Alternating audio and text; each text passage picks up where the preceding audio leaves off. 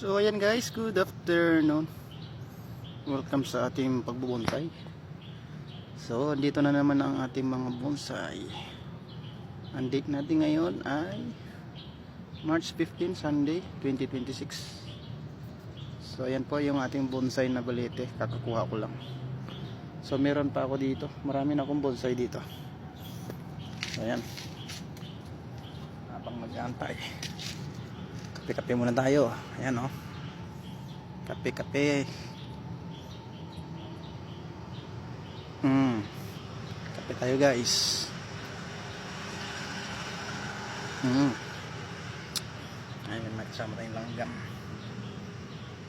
Ayan sila. So ayan guys, paano kaya ito palakihin? Kasi alam natin ang balete, diba? Madali siyang mabuhay kahit saan. So dahil bonsai beginner ako, ito yung gusto kong pagandahin na bonsai. So ayan guys, thank you. Pa-follow naman guys.